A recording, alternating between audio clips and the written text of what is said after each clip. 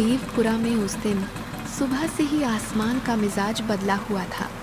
गलियां सुनसान थीं और रोज कमाने वालों के लिए दिन की शुरुआत ही मुश्किल बन चुकी थी। इसी गांव में रघु और भोला रहते थे, दो दोस्त जिनके सपने उनकी जेब से कहीं बड़े थे। और रघु, ऐसे मुंह लटका के क्यों बैठा है? बारिश देखकर लगता है जैसे तेरी सारी खुशी भी पानी में बह गई। भोला, मजाक करने का मन नहीं है यार। कुछ समझ नहीं आ रहा। पिताजी का काम भी बारिश की वजह से रुक गया है और घर का खर्च जैसे तैसे चल रहा है। अरे मेरे भाई, बारिश आई है तो दिमाग थोड़ी ना बहा कर ले गई है। मेहनत के साथ थोड़ा दिमाग लगाएंगे तो कोई रास्ता जरूर निकलेगा। यही तो सोच रहा हूँ। मैं चाहता हूँ कि एक दिन पिताजी को रोज काम की तलाश में इधर उधर ना भटकना पड़े। तो फिर चिंता छोड़ और दिमाग चला।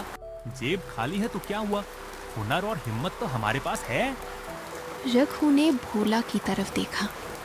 परेशानी के बीच उसके चेहरे पर उम्मीद की हल्की सी झलक दिखाई दी। मौका ढूंढना नहीं पड़ता रघु, कभी कभी मौका खुद हमारे सामने आता है। और जब आएगा ना, हम दोनों मिलकर उसे हाथ से जाने नहीं देंगे। तू सही कह रहा है। हम दोनों साथ हैं तो कुछ ना कुछ जरूर करेंगे।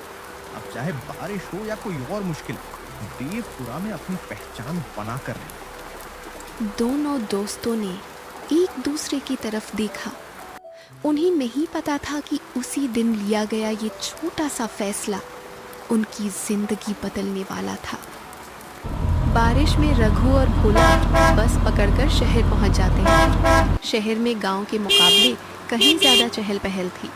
बारिश के बावजूद बाजार में लोगों की भीड़ लगी हुई थी। अरे भोला, यहाँ तो हर एक आदमी काम करता हुआ दिख रहा है।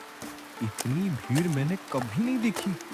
इस भीड़ में कोई ना कोई काम जरूर छुपा होगा। दोनों चलते चलते एक गली में पहुंचते हैं जहां कई ठेले लगे थे। कुछ लोग बारिश से बचने के लिए दुकानों की छत के नीचे खड़े होकर खाना खा रहे थे। रघु, देख इतने सारे ठेले। हाँ, और सबका धंधा चल रहा है। लगता है शहर वालों का पेट कभी भरता ही नहीं। ये लोग कितना कमा लेते होंगे। क्या बता यार रघु। सच बोलूं तो भूख जोर की लगी है, लेकिन मेरे पास पैसे नहीं है इतने। हाँ यार, कोई बात नहीं, मेरे पास हैं पैसे। चल ना उस ठेले पे चलते हैं, कुछ खा लेते हैं। आओ भाई साहब, गर्मा गर्म चटपटे स्टीम मोमोज खाइए। अरे भोला, ये क्या आटे की गेंद सी है? मोमोज क्या होते हैं?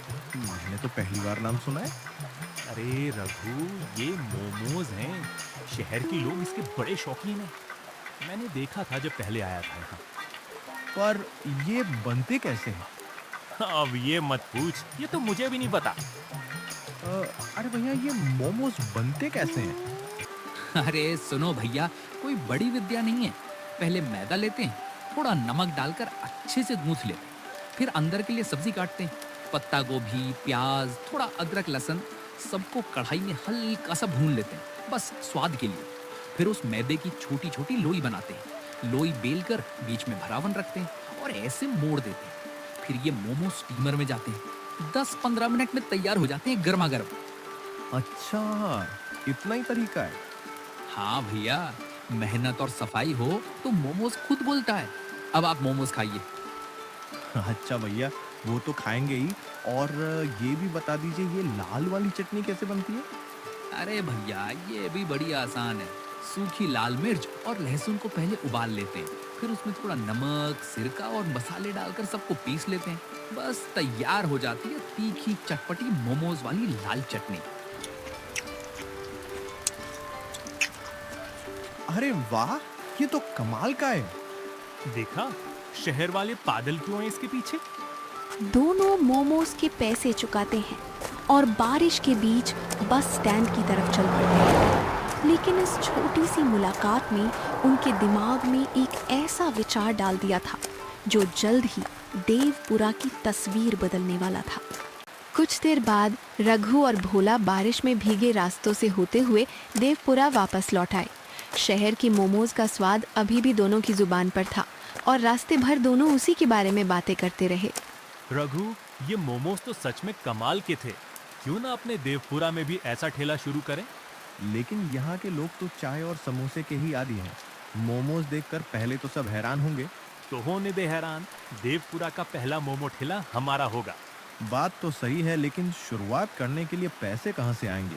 पैसों की चिंता तू मत कर, घर पे पुराना लोहे का बहुत सामान पड़ा है और थोड़ा जुगाड़ मैं कहीं और से कर लूंगा। तू बस मेहनत के लिए तैयार रह। सच कहूँ भोला, तू दोस्त कम और भाई ज्यादा लगता है। भाई तो हैं ही हम, लेकिन अब हम दोनों देवपुरा के मोमोज वाले हैं। देखना, एक दिन लोग हमारे ठेले को दूर से पहचानेंगे। अगली सुबह बारिश थोड़ी थमी तो दोनों अपने काम में जुट गए। गांव के बाजार से मैदा, पत्ता गोभी, प्याज, अदरक, लहसुन और बाकी मसाले खरीद कर लाए। फिर एक पुराना ठेला लेकर उसे साफ किया। दोनों ने घर पर पहला बैच बनाने की कोशिश की। मैदे की लोई तैयार की, उसमें भरावन भरी और मोमोज को स्टीमर में रख दिया। लेकिन पहली कोशिश उम्मीद के मुताबिक नहीं रही। कुछ मोमोज ठीक से फील नहीं हुए और कुछ की फिलिंग बाहर निकल गई। भोला, ये क्या बना दिया हमने? कुछ मोमोज ठीक से बंद ही नहीं हुए और कुछ की फिलिंग तो स्टीमर में ही बाहर निकल गई। अरे यही तो सीखने का मजा है। पहली कोशिश में उस्ताद थोड़ी बनेंगे। अगली बार मोमोज एकदम बढ़िया स्टीम होंगे। दोनों ने गलती समझी और दूसरी बार ज्यादा ध्यान से मोमोज तैयार किए। इस बार लोई सही तरीके से बेली, भरावन ठीक मात्रा में रखी और हर मोमोज को अच्छी तरह बंद करके स्टीमर में रख दिया। कुछ ही मिनटों बाद ढक्कन खुला तो गर्मा गर्म भाप के साथ बिल्कुल सही बने मोमोज सामने थे। वाह भोला, अब बने हैं असली मोमोज। चल इन्हें ठेले पर रखते हैं और देखते हैं देवपुरा वाले इन्हें कितना पसंद करते हैं। चल भाई, आज से देवपुरा में नया स्वाद मिलने वाला है। देखते हैं हमारी पहली प्लेट कौन खाता है। दोनों ने गर्मा गर्म स्टीम किए हुए मोमोज ठेले पर सजाए। दोनों देवपुरा के बाजार की ओर निकल पड़े। दोनों के मन में उत्साह था, लेकिन उन्हें अभी नहीं पता था कि गांव वाले उनके इस नए स्वाद को कैसे अपनाएंगे। देवपुरा के बाजार में बारिश फिर से शुरू हो गई। इसी बारिश के बीच रघु और भोला पहली बार अपना मोमोज का ठेला लेकर बाजार में आ पहुंचे। दोनों ने ठेला एक किनारे लगाया और गर्मा गर्म मोमोज स्टीमर में रख दिए। आओ भाइयों, आओ बहनों, बारिश में गर्मा गर्म मोमोज खाकर देखो। सिर्फ 20 रुपए की प्लेट। पहली बार खा रहे हो तो पहले स्वाद देखो, फिर पैसे देना। ठेले से उठती भाप और अनजान चीज देखकर आसपास के लोग रुकने लगे। कुछ लोग बारिश से बचते हुए ठेले के पास आ गए। अरे रघु, इस बारिश में ये कौन सा नया धंधा शुरू कर लिया तुम दोनों ने? धंधा नया है भाई, लेकिन खाने में मजा पुराना ही है। एक बार खाओगे तो खुद समझ जाओगे। पहले ये तो बताओ, ये है क्या? ना समोसा दिख रहा है ना कचौड़ी। इसे मोमोज कहते हैं। शहर में लोग बड़े चाव से खाते हैं। अच्छा, तो फिर आज बारिश में शहर वाला स्वाद गांव में ही चख लेते हैं। एक प्लेट देना। रघु ने स्टीमर खोला तो गर्म भाप के साथ ताजे मोमोज की खुशबू पूरे ठेले के आसपास फैल गई। अरे वाह, खुशबू तो बड़ी अच्छी आ रही है, लेकिन स्वाद कैसा है ये तो खाने के बाद ही पता चलेगा। बस एक निवाला मुंह में डालो, फिर फैसला खुद कर लेना। ग्राहक ने पहला मोमो जैसे ही खाया, उसके चेहरे के भाव बदल गए। आसपास खड़े लोग उसके रिएक्शन को देखने लगे। आय हाय, ओए होए, क्या बात है! अरे, ये तो मेरी उम्मीद से कहीं ज्यादा स्वादिष्ट है। जरा मुझे भी चखने दे। इतनी तारीफ सुनकर तो मेरा भी मन कर गया। अरे भाई, ये तो कमाल की चीज है। बाहर से इतना छोटा और अंदर इतना स्वाद। बोला था ना भाई, एक बार खाओगे तो खुद समझ जाओगे। रघु, तुम दोनों ये सीखकर कहाँ से आए हो? हमारे देवपुरा में तो आज तक ऐसा कुछ देखा ही नहीं। शहर गए थे, वहीं पहली बार खाया और सोचा कि क्यों ना इसका स्वाद अपने गांव वालों तक भी पहुंचाया जाए। अब तक कई लोग ठेले के आसपास जमा हो चुके थे। बारिश की ठंडक के बीच गर्मा गर्म मोमोज की भाप और चटनी की खुशबू लोगों को अपनी तरफ खींच रही थी। मेरे लिए भी एक प्लेट लगाओ, आज तो घर जाने का मन ही नहीं कर रहा। अरे जितने मन हो उतने खाओ, बस हमारे मोमोज का नाम याद रखना। धीरे धीरे शाम होने लगी। बारिश के बावजूद ग्राहकों की भीड़ कम नहीं हुई और देखते ही देखते स्टीमर खाली होने लगे। आखिरकार ठेले के सारे मोमोज बिक गए। भोला, आज तो पहला दिन ही उम्मीद से बढ़कर रहा। लगता है देवपुरा वालों को हमारा नया स्वाद पसंद आ गया। मैंने कहा था ना रघु, मेहनत सच्ची हो तो नया काम भी अपना बन जाता है और कमाई भी खूब हुई है आज तो। दिन गुजरते गए और बारिश के मौसम में रघु और भोला के मोमोज ठेले की पहचान देवपुरा के बाजार में बढ़ती गई। गर्मा गर्म मोमोज के लिए सुबह से शाम तक लोगों की भीड़ लगी रहती। उसी बाजार में कुछ दूरी पर मनोहर का समोसे का ठेला भी था। 2 दिन पहले तक इनका नाम तक कोई नहीं जानता था और आज पूरा बाजार इन्हीं के पीछे खड़ा है। पहले बारिश हो या धूप, मेरे समोसों के लिए लोगों की लाइन लगी रहती थी। अब देखो, सब उस नए ठेले की तरफ भाग रहे हैं। आखिर ऐसा क्या डालते हैं मोमोज में कि लोग मेरे समोसे छोड़कर इन्हें खाने लगे? अगर इनकी भीड़ यूं ही बढ़ती रही तो बारिश के साथ साथ मेरे धंधे पर भी पानी फिर जाएगा। उधर रघु और भोला के ठेले पर ग्राहकों की भीड़ लगी हुई थी। तभी चिंटू बारिश से बचता हुआ वहां पहुंचा। भैया, आज तो मेरा भी मन कर रहा है गर्मा गर्म मोमोज खाने का, लेकिन जेब में एक भी पैसा नहीं है। अरे इसमें उदास होने की क्या बात है चिंटू? आज पैसे नहीं है तो क्या हुआ? आज की प्लेट हमारी तरफ से। सच में भैया? मैं सच में खा सकता हूँ? अरे बिल्कुल, बारिश में ठंड से कांपने से अच्छा है गरम मोमोज खा और मस्त हो जा। चिंटू खुशी से मोमोज खाने लगा। तभी एक ग्राहक रघु और भोला से अपनी परेशानी बताने लगा। रघु, मोमोज का स्वाद तो बहुत बढ़िया है, लेकिन अरे भैया बताइए क्या दिक्कत हो रही है? हाँ, आखिर ऐसी कौन सी परेशानी है? बारिश में यहाँ खड़े होकर खाना थोड़ा मुश्किल हो जाता है। अगर ठेले के पास 2-4 कुर्सियां और बैठने की जगह हो जाए तो बारिश में भी आराम से मोमोज खा सकेंगे। बात तो आपकी सही है, बैठने का इंतजाम भी जल्दी कर देंगे। लेकिन भोला, उसके लिए पैसे तो चाहिए होंगे। इतना खर्चा हम अभी कैसे करेंगे? तू चिंता मत कर रघु, अभी धंधा अच्छा चल रहा है। जरूरत पड़ी तो लाला धनीचंद से थोड़े पैसे उधार ले लेंगे। दोनों ने तय कर लिया कि अगले दिन से ठेले पर बैठने की भी व्यवस्था की जाएगी। लेकिन उन्हें ये अंदाजा नहीं था कि उनके बढ़ते कारोबार से मनोहर की जलन अब सिर्फ नाराजगी तक सीमित नहीं रहने वाली थी। अगले दिन दोनों मजबूत लकड़ी की बेंच लेकर आए और उन्हें ठेले के पास रख दिया। अरे रघु, अब तो हमारा ठेला पहले से भी बढ़िया लग रहा है। हाँ भाई, अब बारिश में ग्राहक खड़े खड़े मोमोज नहीं खाएंगे, आराम से बैठेंगे और गर्मा गर्म चटपटे स्टीम मोमोज का मजा लेंगे। ग्राहकों के लिए बैठने की सुविधा देखकर उनकी खुशी और बढ़ गई। अरे वाह रघु, अब तो बैठने की भी बढ़िया व्यवस्था कर दी तुम लोगों ने। बस भैया, आप लोगों को कोई परेशानी ना हो, इतना ही चाहते हैं। मनोहर ये सब देख रहा था। उसे समझ आ गया कि रघु और भोला का ठेला अब सिर्फ स्वाद की वजह से नहीं, बल्कि अपनी छोटी छोटी सुविधाओं की वजह से भी लोगों को पसंद आने लगा है। धीरे धीरे ग्राहक बेंच पर बैठने लगे। मनोहर के चेहरे पर फिर वही जलन दिखाई देने लगी। पहले सिर्फ मोमोज बेच रहे थे, अब लोगों को बैठा कर भी रोकने लगे हैं। अगर ऐसे ही चलता रहा तो मेरे समोसे कौन खरीदेगा? उसके दिमाग में एक नई चाल आई। मनोहर रघु के घर पहुंचा। रघु के पिता को बातों ही बातों में उनके मन में भोला को लेकर शक पैदा करने की कोशिश की। काका, एक बात कहूँ, आप बुरा मत मानना, मैं तो आपको अपना समझकर बता रहा हूँ। अरे मनोहर, ऐसी क्या बात है? खुलकर बोल। मुझे लगता है भोला अब इस काम में रघु को ज्यादा महत्व नहीं देता। बाजार में लोगों के सामने वो कह रहा था कि असली मेहनत तो वही करता है। क्या भोला ने ऐसा कहा? रघु तो उसे अपना भाई समझता है। मैं भी यही सोचकर चुप था काका, लेकिन एक दोस्त के मुंह से ऐसी बात सुनकर मुझे भी अच्छा नहीं लगा। मनोहर इतना कहकर वहां से निकल गया। लेकिन मनोहर की चाल अभी पूरी नहीं हुई थी। वो सीधे भोला के घर पहुंचा। चाची, भोला तो बहुत मेहनती लड़का है, लेकिन मुझे उसकी एक बात समझ नहीं आती। क्या हुआ बेटा? भोला से कोई गलती हो गई क्या?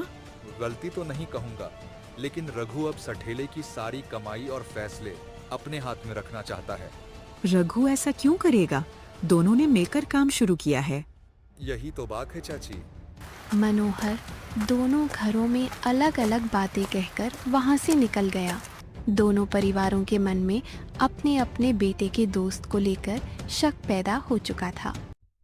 शाम को रघु घर लौटा तो उसके पिता ने उसे रोक लिया। बेटा, भोला से सब ठीक चल रहा है ना?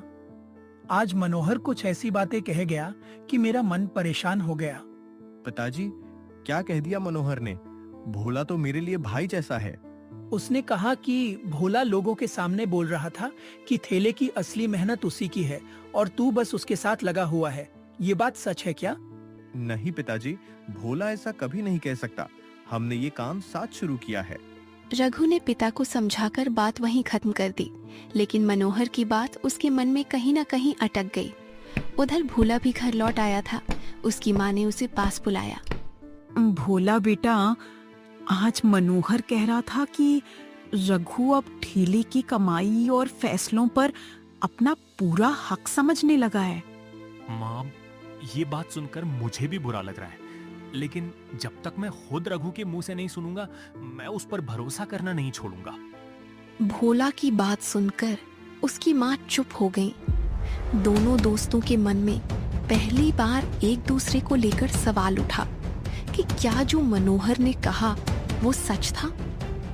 अगली सुबह तक बारिश थम चुकी थी। रघु और भोला की किसी बात को लेकर दोनों के बीच कहासुनी हो गई। देखते ही देखते दोनों की आवाजें तेज होने लगी और आसपास खड़े लोग उन्हें हैरानी से देखने लगे। तू अपने आप को बहुत समझदार समझता है ना?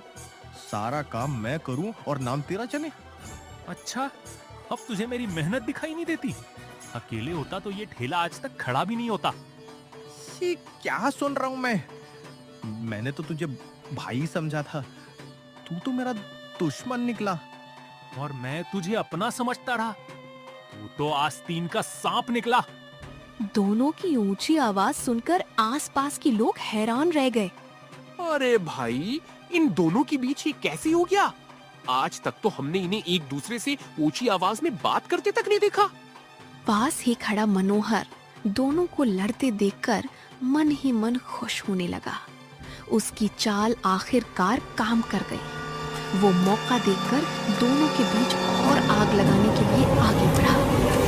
अरे रघु, तू ही सही है।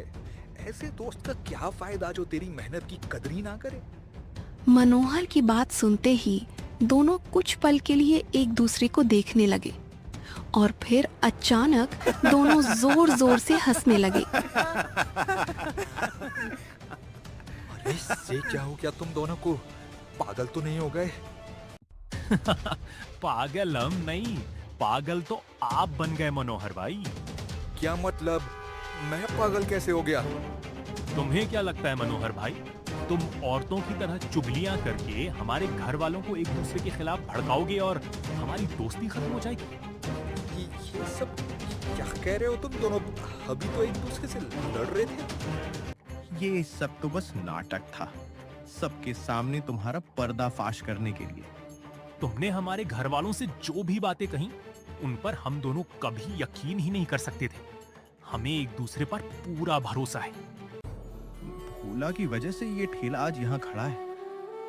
मेरे लिए तो ऐसा दोस्त 7 जन्मों में भी मिलना मुश्किल है। नहीं मेरे भाई, ये तेरी मेहनत और मेरा भरोसा है, जिसकी वजह से आज हम दोनों मोमोज के ठेले वालों के नाम से जाने जाते हैं। मनोहर के पास अब अपनी चाल छिपाने के लिए कुछ नहीं बचा था। मैं बस चाहता था कि तुम्हारे ठेले पर लोग आना बंद कर दें। मेरे समोसे कोई खरीदने नहीं आ रहे थे, इसलिए गुस्से में मैंने ये सब कर दिया। मनोहर भाई, हमारे पास लोग सिर्फ इसलिए आते हैं क्योंकि उन्हें हमारे मोमोज का स्वाद पसंद है। किसी का काम कोई नहीं रोकता, हर किसी के अपने कर्म होते हैं। रघु, भोला, मुझसे बहुत बड़ी गलती हो गई, मुझे माफ कर दो। गलती मान ली, यही बहुत है मनोहर भाई। आगे से मेहनत पर भरोसा रखना। अरे भाई, अगर लड़ाई झगड़ा हो गया हो तो एक प्लेट गर्मा गर्म मोमोज लगा दो। ग्राहक की बात सुनकर रघु और भोला हंस पड़े और फिर अपने काम में लग गए। रघु और भोला की यारी इतनी पक्की थी कि उन्होंने किसी दूसरे की कही बात पर आंख बंद करके यकीन नहीं किया, क्योंकि सच्ची दोस्ती वही होती है जिसमें शक से पहले भरोसा आता है। अगर आपका भी कोई ऐसा ही पक्का दोस्त है तो उसका नाम कमेंट में ज़रूर लिखिए।